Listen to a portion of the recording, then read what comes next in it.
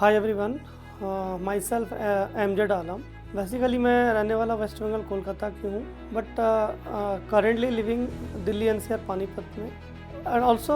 I am a pharmaceutical businessman, manufacturer, trader and also exporter. And recently I am involve in consulting. पिछले 1 साल पहले मेरी ज़िंदगी में सब चल रहा था एक नॉर्मल। आपको याद होगा जब आपकी कोविड का टाइम था तो हर बिजनेस में एक डिजिटलाइजेशन की एक सैलाब आया था। इस सैलाब से या डिजिटल वेव जो चल रहा था कि कुछ नया चीज़ों की नया ऐड आते थे और कहते थे कि हमें ये कर लो वो कर लो, तो हमें समझ में नहीं आता था हमें करना क्या है। फार्मास्यूटिकल बिजनेस था, बिजनेस तो चल रहा था, बट कौन सी डिजिटल करे कैसे करे समझ में नहीं आता था। डिजिटल आज़ादी से आने से पहले वाला जो ज़िंदगी था हमारा कंफ्यूजिंग, एक तरह का एक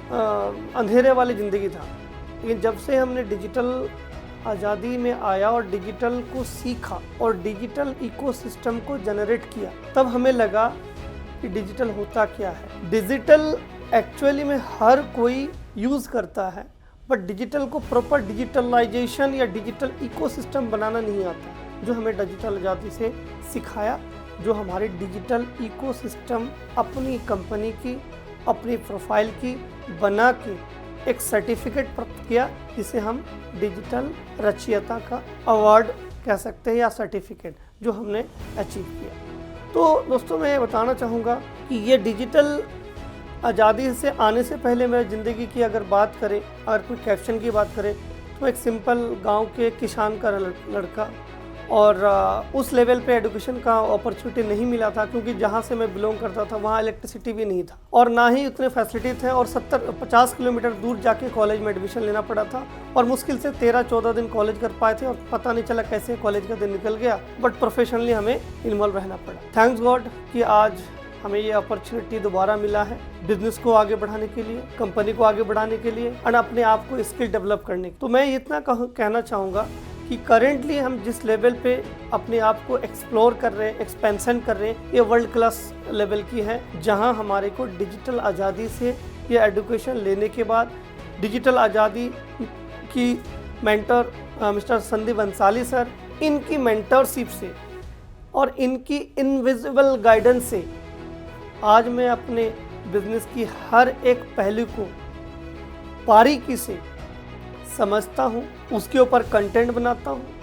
और कंटेंट बना के उसे इम्प्लीमेंट करता हूँ, और इम्प्लीमेंट करने के बाद आज मैं धीरे धीरे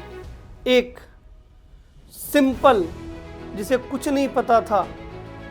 उस लेवल को अचीव करते करते करते करते न जाने मैं 1,57,00,000 से भी ज़्यादा अपना रेवेन्यू को एडिशनल ऐड कर पाया, जिसके लिए मैं संदीप बंसाली सर और उनकी टीम सभी को तहे दिल से धन्यवाद करना चाहूँगा। और डिजिटल आज़ादी की जो परिवार है, ऐसा लगता है कि हम सारे एक ही परिवार के, एक ही हमारे घर के सारे मेंबर हैं। कोई मेरा ब्रदर, कोई मेरा सिस्टर, कोई बड़े, कोई छोटे, कोई बुजुर्ग,